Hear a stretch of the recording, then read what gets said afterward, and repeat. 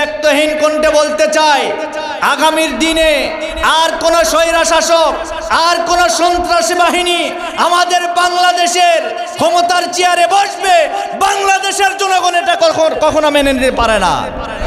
কথা বলেন, কথা বলেন।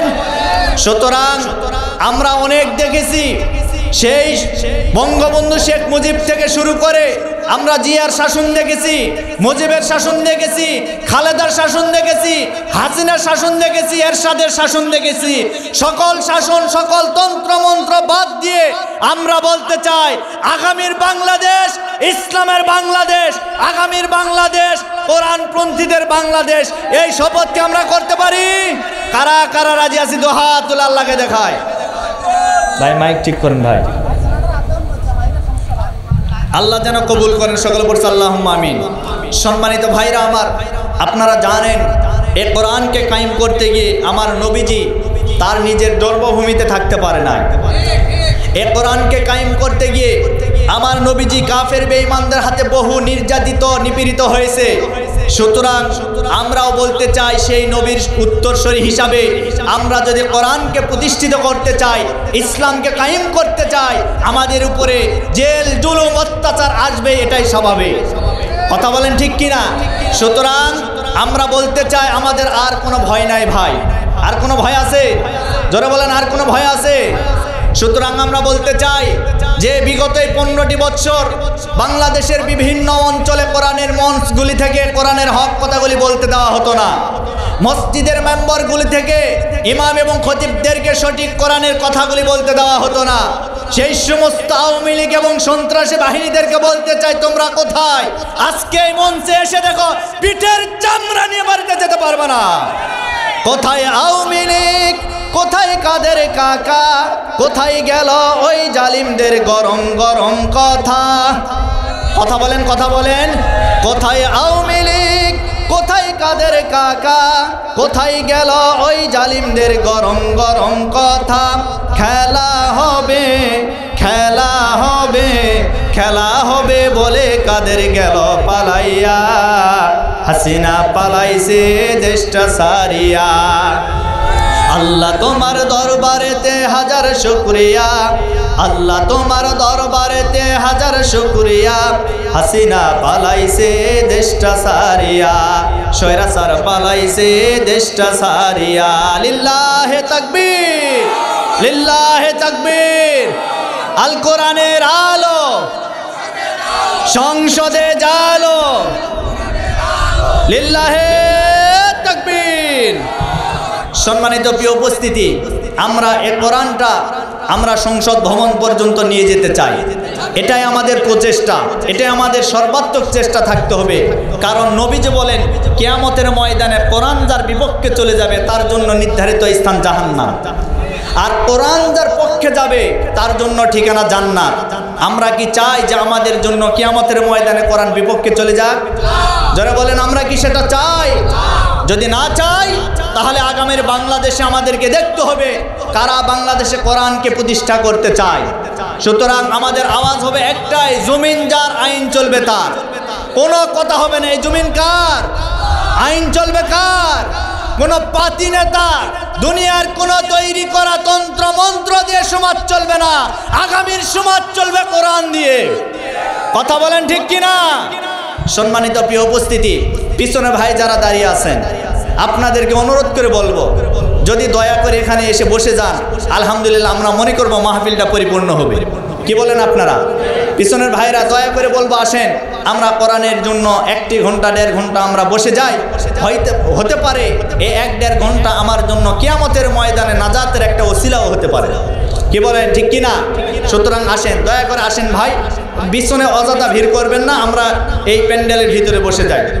সম্মানিত উপস্থিতি, আমি আপনাদের সামনে কোরআনে কারীম থেকে একটি আয়াতে কারিমা তেলাওয়াত করছি, খুব খেয়াল করে শুনবেন। আল্লাহ রাব্বুল আলামিন বলেন, ওয়া ইন্নাকা লাআলা খুলুকিন আযীম। আল্লাহ রাব্বুল আলামিন বলেন, হে নবী, আপনাকে আমি মহান চরিত্রের অধিকারী বানায় দিয়েছি। আপনার চরিত্রের ভিতরে কোনো ভুল নাই, কোনো সন্দেহ নাই। রব্বুল আলামিন নিজে তার নবীজির চরিত্রের সার্টিফিকেট দিয়েছেন। অথচ সেই মানুষটা মক্কাতে যতদিন দিন প্রচার করেছে, কোরআন প্রচার করেছে, ইসলাম প্রচার করেছে, কালেমা প্রচার করেছে, ওই মক্কার কাফের বেঈমানেরা আমার নবীজিকে পাগল বলে সম্বোধন করেছে, আমার নবীজিকে জাদুকর বলে সম্বোধন করেছে, আমার নবীজিকে সন্ত্রাসী বলে সম্বোধন করেছে।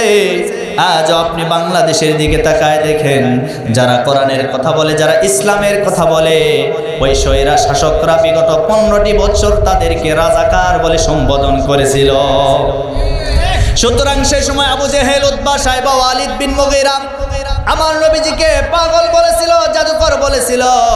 দোষ মাত্র একটা, অপরাধ মাত্র একটাই, এই কোরআনটা আমার নবীজি প্রচার করেছে। আমার নবীজি বলেছে, এই জমিন যার, আইন চলবে তার। দুনিয়ার কোনো মানুষের তৈরি করা আইন দিয়ে জমিনটা চলতে পারে না, সমাজটা চলতে পারে না। এটাই ছিল আমার নবীজির অপরাধ। আজ আপনি বাংলাদেশের দিকে তাকায় দেখেন, আমাদের কোরআনের মুফাসসিরকে, আমাদের কোরআনের পাখিকে যারা শহীদ করে দিয়েছে, আমাদের এই কোরআনের পাখিকেও একই অপরাধে কিন্তু দণ্ডিত করা হয়েছে। তারা বলেছিল, এই বাংলাদেশে কোনো রাজাকার আমরা রাখতে চাই না। এই রাজাকারের তকমা দিয়ে আমাদের কোরআনের মুফাসসিরকে আমাদের কোরআনের মুফাসসিরকে নিরপরাধভাবে তাকে হত্যা করা হয়েছে। সুতরাং আমরা বলতে চাই যে রাজাকার সম্বোধন করে আমাদের কোরআনের ফাঁকিদেরকে বিদায় করে দেওয়া হয়েছে। আল্লাহ বলেন, ওই রাজাকার দিয়ে খুনি হাসিনা তোকে ভারতে বিদায় করে আমি দিয়ে দিব। কথা বলেন, কথা বলেন।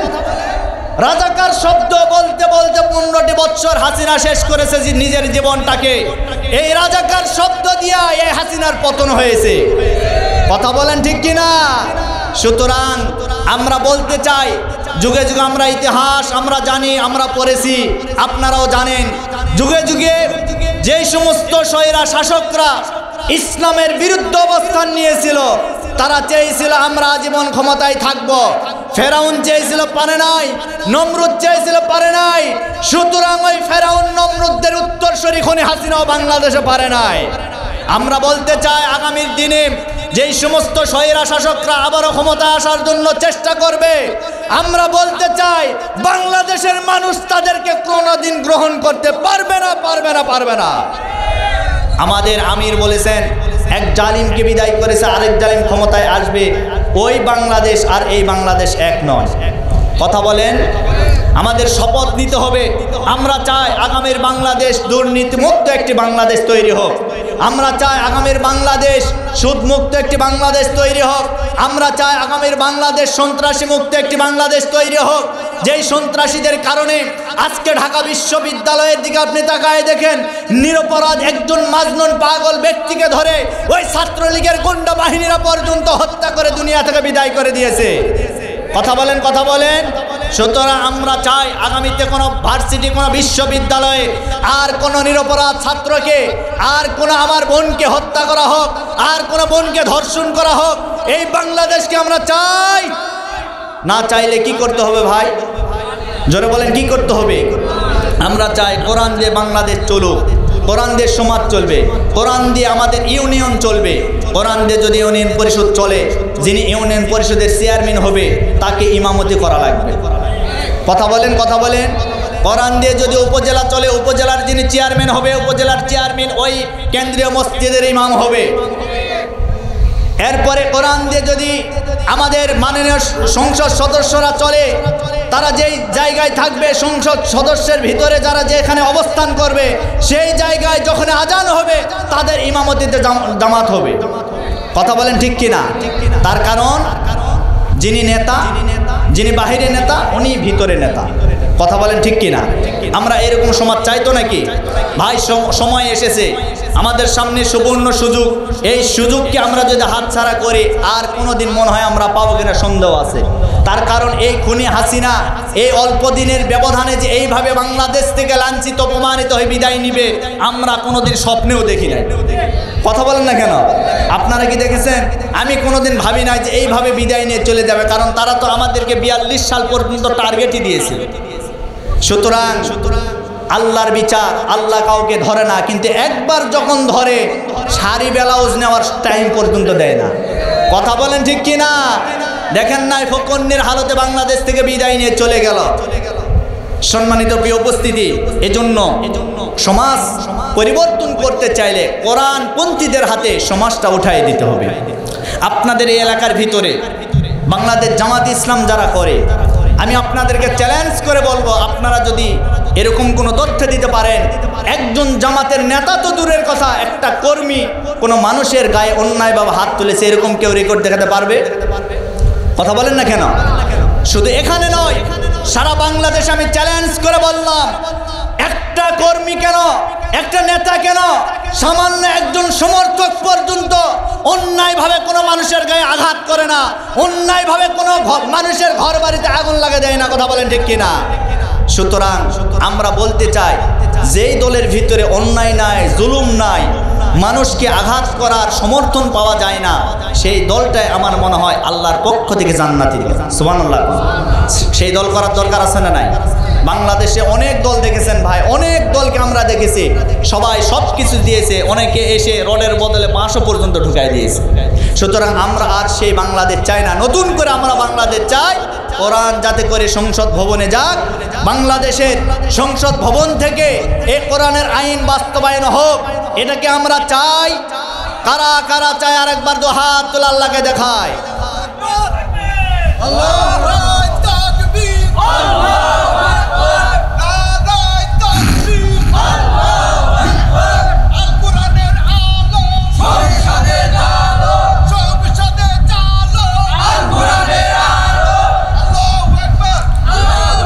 সম্মানিত ভাইরা আমার, আমি আপনাদেরকে বলতে চাই, আমার নবীজির সার্টিফিকেট রব্বুল আলামিন দিয়েছেন, এরপরেও আমার নবীজিকে ওই কাফের বেঈমানেরা বহু নির্যাতন করেছেন, বহু জ্বালিয়েছেন।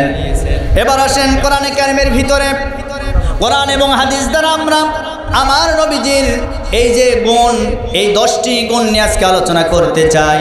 আমার নবীজির অনেকগুলো গুণ রয়েছে, সংক্ষিপ্ত সময়ে আপনাদেরকে আমি 10টা গুণের কথা বলতে চাই। এই গুণগুলি শুধুমাত্র আমার নবীজির নামের সাথে এক করে দিয়েছেন রব্বুল আলামিন। এবার আসেন আমার নবীজির গুণগুলি এবার শুনে রে। 1 নাম্বার আমার নবীজির গুণ হলো, আমার নবীজি এই পৃথিবীতে লজ্জাশীল একজন মানুষ ছিলেন। আমার নবীজি লজ্জাশীল একজন মানুষ ছিলেন, তার প্রমাণ এবার হাদিস থেকে শোনেন। আমার নবীজি ছোট্ট অবস্থায় যখন কাবাঘর সংস্কার করার জন্য তার দাদা এবং চাচার সঙ্গে যখন সহযোগিতা করতেছিল, এমন সময় নবীজির চাচা আবু তালিব আমার নবীজির কাছে গিয়ে বলেন, ভাতিজা তুমি তো ছোট্ট মানুষ, এই যে আমাদের সঙ্গে কাজ করতেছ, তোমার অনেক কষ্ট হচ্ছে, তোমার শরীরটা নষ্ট হয়ে যাচ্ছে, তোমার পরনের যে জামা আছে এই জামা টুকুন খুলে তোমার কাঁধের উপরে একটু উঠায় নাও। আমার নবীজির এই জামাটুকুন যখন আস্তে করে আবু তালেব ধরতে গেছেন, এমন সময় জামাটা খোলার সাথে সাথে আমার নবীজি একেবারে অজ্ঞান হয়ে গেছেন, অজ্ঞান অচেতন হয়ে জমিনে শুয়ে পড়লেন। আমার নবীজির হোশ ফিরে আসলো, আমার নবীজির ইজ্জতকে ঢেকে দেওয়া হলো। তার মানে এখান থেকে প্রমাণ হয়ে গেল এই পৃথিবীর সবচাইতে লজ্জাশীল মানুষ ছিলেন আমার নবীজি। সুবহানাল্লাহ। আমার ভাইরা, আজও আমার সমাজের ভিতরে এমন মানুষ আছে যাদের কোনো লজ্জা নাই, যাদের কোনো হায়া নাই। একটা কথা 3 বার পর্যন্ত যদি বলে, ওই মানুষটাকে যদি বলা হয় তুমি এই কাজটা ভুল করেছো, ও বলবে না আমি ভুল করে নাই, ঠিক করেছি। তার মানে বোঝা গেল ওই মানুষটার লজ্জা নাই, শরম নাই। কথা বলেন না কেন? সুতরাং লজ্জাশীল, আমার নবীজি বলেন হায়া ও শুবাতুম মিনাল ঈমান, লজ্জা হচ্ছে ঈমানের অংশ। যার লজ্জা নাই তার ঈমান নাই, যার হায়া নাই তার ঈমান নাই। সুতরাং ঈমানকে রক্ষা করতে হলে নবীজির 1 নম্বরে যে গুণ লজ্জাশীল হওয়ার দরকার আছে না নাই? আমরা লজ্জাশীল হয়ে যাব। আমার নবীজির 2 নম্বর গুণ ছিল, আমার নবীজি সত্যবাদী একজন মানুষ ছিলেন। আমার নবীজি কোনোদিন জীবনে একটা মিথ্যা কথা বলেন নাই। অথচ আমাদের জীবনে মিথ্যা আছে না নাই? সবাই বলেন আছে না নাই? আমার নবীজি কেমন সত্যবাদী ছিলেন এবার শুনেন। নবীজি হিজরত করার জন্য মক্কা থেকে যখন মদিনায় চলে যাবে, এমন সময় আমার নবীজি তার জামাই আলীকে ডাকতে বলেন, ও আলী, আমি তো চলে যাব মদিনায়, তবে এতদিন পর্যন্ত মক্কার জমিনে ওই কাফের বেঈমানদের কাছে আমি সত্যবাদী যুবক ছিলাম, সত্যবাদী মানুষ ছিলাম। সুতরাং আমি তোমাকে বলতে চাই, ও আলী, আমি তোমার কাছে কিছু আমানত রেখে যেতে চাই। এই আমানতগুলি সকল মানুষদের কাছে সঠিকভাবে একটু বন্টন করে দিবা। সুবহানাল্লাহ। তাহলে আপনি চিন্তা করে দেখেন, যেই নবীজিকে ওই কাফের বেঈমানেরা মারার ষড়যন্ত্র করে, আর আমার নবীজি সত্যবাদী হওয়ার কারণে ওই কাফের বেঈমানদের আমানতগুলি ফিরিয়ে দেওয়ার চেষ্টা করে। নবীজি কেমন সত্যবাদী ছিলেন, নবীজি আমানতদারিতা কেমন ছিল।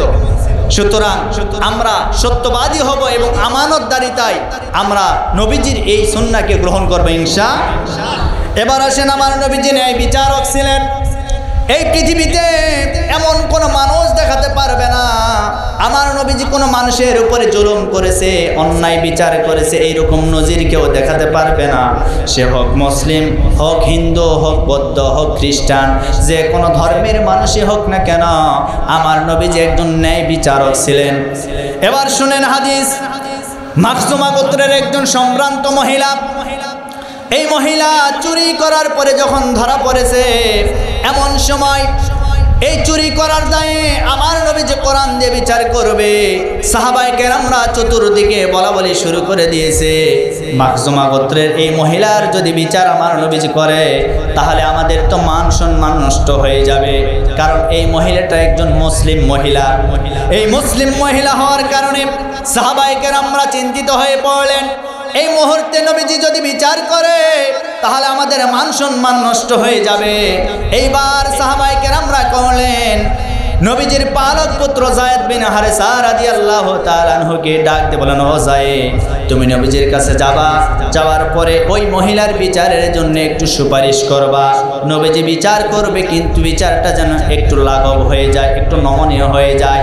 এই কথা বলার পরে যায়েদ বিন হারেসা নবীজির কাছে চলে গেলেন। যাওয়ার পরে বললেন, ইয়া রাসূলুল্লাহ, ইয়া হাবিবাল্লাহ, আপনি তো ওই মাখজুমা গোত্রের ওই সম্ভ্রান্ত মহিলার বিচার করবেন, ঠিক আছে, কিন্তু সাহাবায়ে কেরামরা আমাকে বলেছে তার ব্যাপারে একটু সুপারিশ করতে। ইয়া রাসূলুল্লাহ, আপনি বিচার করবেন, বিচারটা যেন একটু নমনীয় হয়, একটু যেন লাঘব হয়। আমার নবীজি রাগান্বিত হয়ে গেলেন, ডাক দিয়ে বলেন, ও যায়েদ, কার ব্যাপারে তুমি আমার কাছে সুপারিশ নিয়ে এসেছো? তুমি কি জানো ওই মহিলা চুরি করেছে? বলে, হ্যাঁ আমি জানি। এরপরে যায়েদকে বললেন, যায়েদ তুমি বলো তো তার সাক্ষ্য প্রমাণ ঠিক আছে কিনা? এইবার বললেন সব ঠিক আছে। বলে, তাহলে তুমি কান খাড়া করে শুনে নাও, আমার এই খবরটা সাহাবায়ে কেরামদের কর্ণকুহরে পৌঁছায় দেবা। এই মহিলার জায়গায় যদি আমার মেয়ে ফাতেমাও চুরি করত, আর আমি এই মুহূর্তে বাবা হয়ে নয় বিচারক হয়ে আমার মেয়ের হাত পর্যন্ত আমি কেটে ফেলতাম। আল্লাহু আকবার! কেমন বিচারক ছিলেন! আর এতদিন পর্যন্ত বাংলাদেশ আমরা বিচার দেখেছি, যদি হয় দলীয়, কোনো বিচার লাগে না, নির্দোষে একবারে খালাস। কথা বলেন। আর যদি বিপক্ষে চলে যাইতো তাহলে তার উপরে মিথ্যা মামলা হামলা দিয়ে তাকে বছরের পর বছর জেলখানায় বন্দী করে রাখতো, শুধু একটু মাত্র ভিন্ন দলের হওয়ার কারণে। সুতরাং এরকম বাংলাদেশ আমরা আর চাই না। কথা বলেন। বিচার হবে কোরআন দিয়ে। জোরে বলেন, কি দিয়ে? জোরে বলেন। কোরআন দিয়ে যদি বিচার হয়, কোন নিরপরাধ মানুষগুলি অন্যায়ভাবে ওই জেলখানা তো দূরের কথা, আয়না ঘরের ভিতরে পর্যন্ত বন্ধ হয়ে থাকতে পারতো না। কথা বলেন ঠিক কিনা? সুতরাং কোরআন দিয়ে বিচার করতে হবে। আজকে আয়না ঘর তৈরি করেছিল এই খুনি হাসিনা সরকার, যা সারা পৃথিবীর কোথাও ছিল না। মানুষদেরকে, নিরপরাধ মানুষদেরকে বছরের পর বছর এই আয়না ঘরের ভিতরে বন্দি করে রেখেছিল। অপরাধ শুধু একটাই, তারা ইসলামী আন্দোলন করত। কথা বলেন। ইসলামী আন্দোলন করার কারণে আয়না ঘরের ভিতর বন্দি করে রেখেছিল। সুতরাং যাদের ক্ষমতার বলে এই সমস্ত নিরপরাধ মানুষদের আয়না ঘরের ভিতর বন্দি করে রাখা হয়েছিল।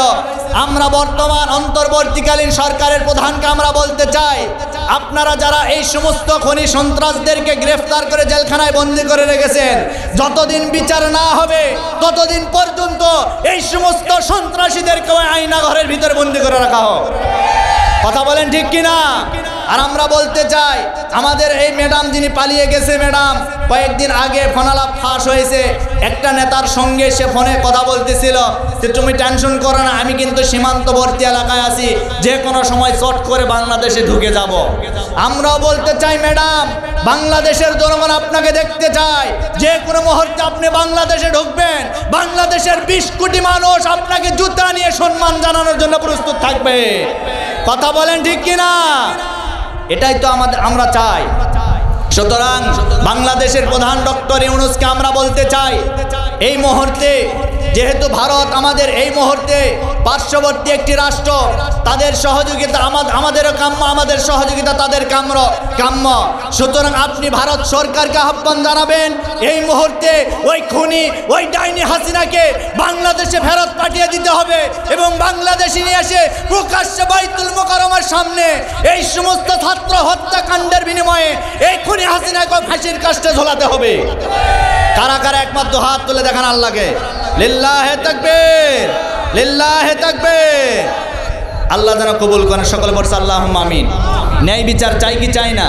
নবীজি ন্যায় বিচার করেছিলেন, নবীজি ন্যায় বিচার করেছিলেন। যায়েদ বিন হারেসাকে বললেন, যায়েদ যাও তুমি তাদেরকে জানায় দাও, এই জায়গায় যদি ওই মহিলা না হয় আমার মেয়েও যদি হতো আমি তার হাত পর্যন্ত কেটে ফেলতাম। আল্লাহু আকবার। কেমন ন্যায় বিচারক ছিলেন! সাহাবায়ে কেরামরা ন্যায় বিচার করেছেন। কথা বলেন ঠিক কিনা?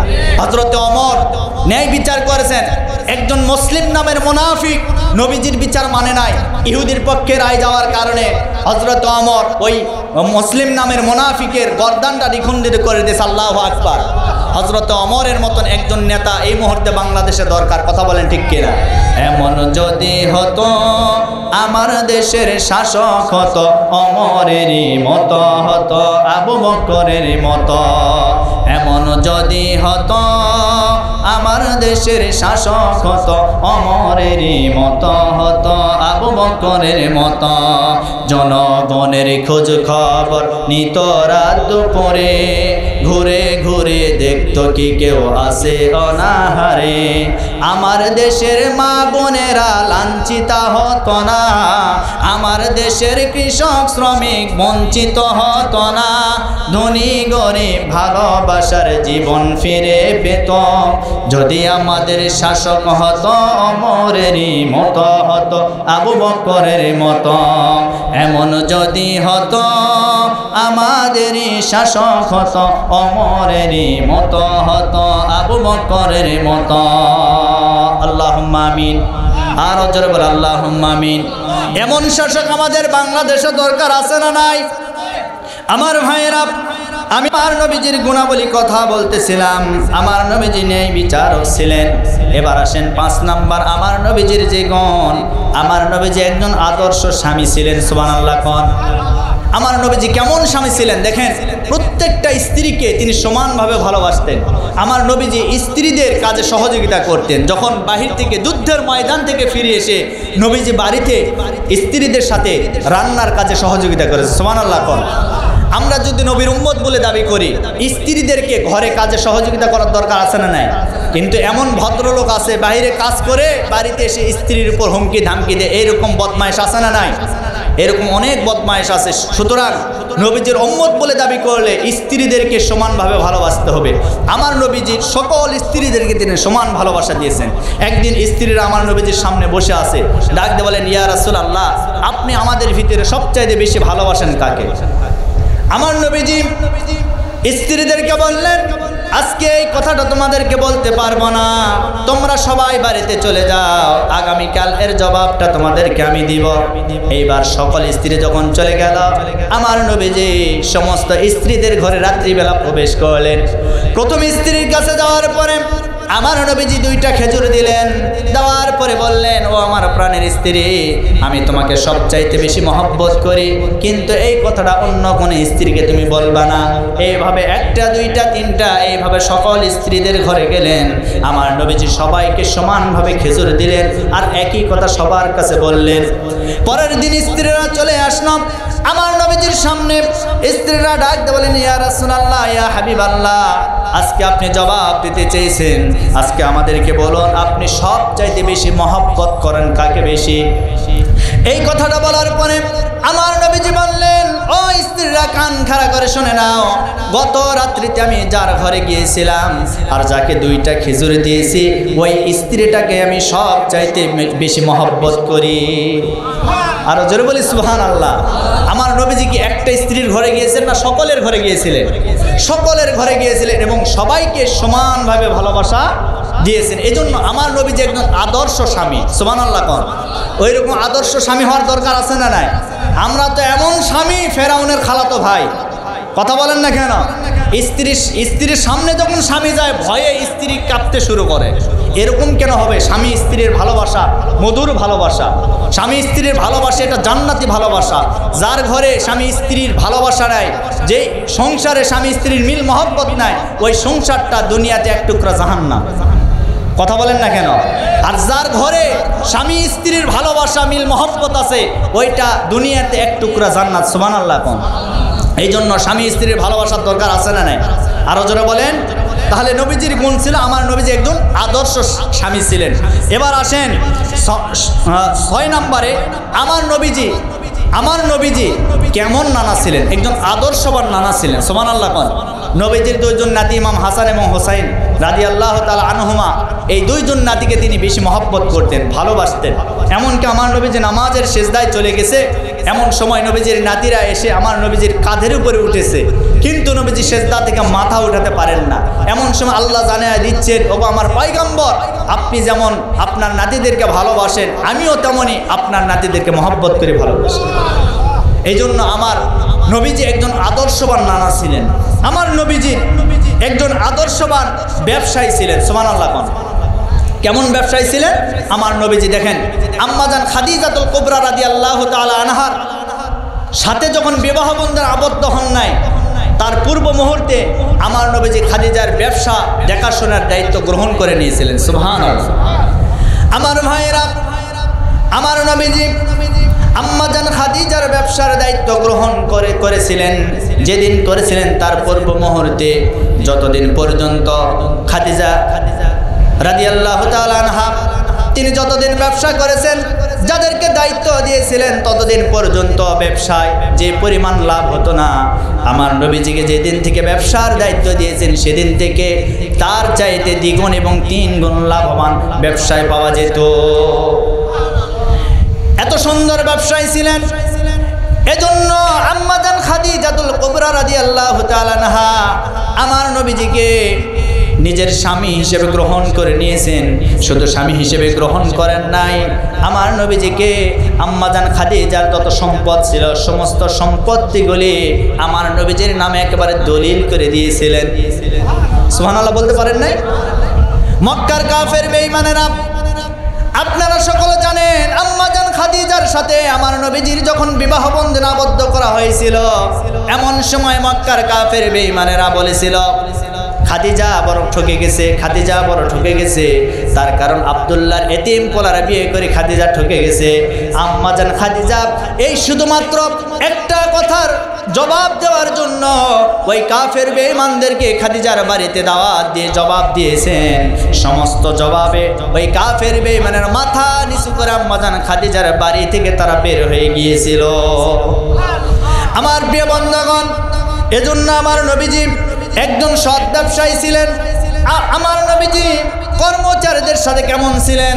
আমার নবীজির একজন খাদেম ছিলেন, তার নাম ছিল আনাস রাদিয়াল্লাহু তাআলা আনহু। আনাস রাদিয়াল্লাহু তাআলা আনহু নবীজির 10 বছর খাদেমের দায়িত্ব পালন করেছেন।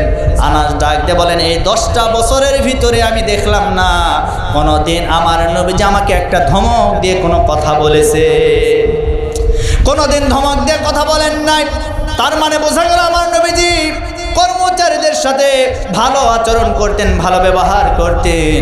আমরা যদি নবীর উম্মত হয়ে থাকি, নবীর উম্মত বলে যদি দাবি করে থাকি, কর্মচারীদের সাথে ভালো ব্যবহার করার দরকার আছে না নাই?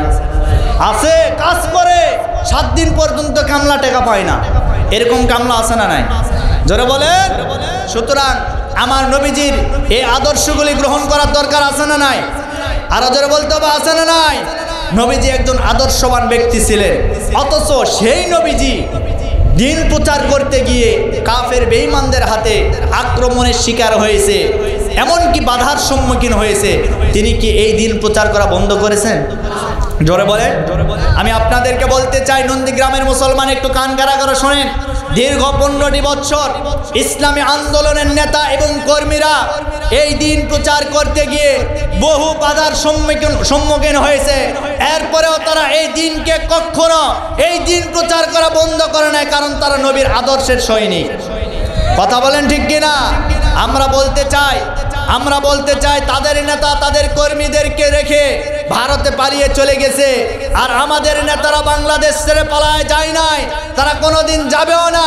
একটা নেতা বিদায় নিয়ে আরেকটা নেতা ইসলামী আন্দোলনের হাল ধরার জন্য তৈরি হয়ে যায়। কথা বলেন ঠিক কিনা? সুতরাং আমরা বলতে চাই, আমরা দল করি, আমরা রাজনীতি করি, আমরা দুনিয়ার পচা রাজনীতি করি না, আমরা রাজনীতি করি আল্লাহর জন্য। কথা বলেন ঠিক কিনা?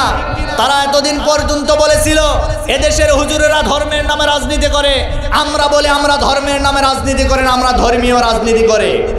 কথা বলেন, ধর্মের নামে রাজনীতি তারাই করতে পারে যারা এদেশের টাকা বাহিরে গিয়ে পাচার করে, বেগম পাড়ায় বাড়ি করে, তারাই শুধুমাত্র ধর্মের নামে রাজনীতি করেছে। ধর্মের নামে রাজনীতি তারাই করতে পারে যারা নিজের জীবনকে বাঁচানোর জন্য নবীজির সুন্নাত দাড়ি পর্যন্ত কাটতে পারে। কথা বলেন ঠিক কিনা? সালমান এফ রহমান করেছেন কি করেন নাই? আমার প্রিয় বন্ধুগণ, সুতরাং আমরা বলতে চাই, আমরা আল্লাহর জন্য কাজ করি। আমাদের একটা নেতা গ্রেফতার হয় আর একটা নেতাকে বাঁচানোর চেষ্টা করে, আর তাদের একটা নেতা গ্রেফতার হয়েছে আর একটা নেতাকে সাথে করে জেলখানায় নিয়ে গেছে। কথা বলেন। আনিসুল হককে যখন গ্রেফতার করা হয়েছিল, তার সাথে আরেকজন ছিল সালমান এফ রহমান। কি বলেছিল? তোমরা খালি আমাকে ধরবা না। বলে ওইটা আবার কে? বলে ওটা তোমার দাদা। ওইটা কে? ওইটা তোমার দাদা। তখন সালমান এফ রহমানকেও ধরেছে।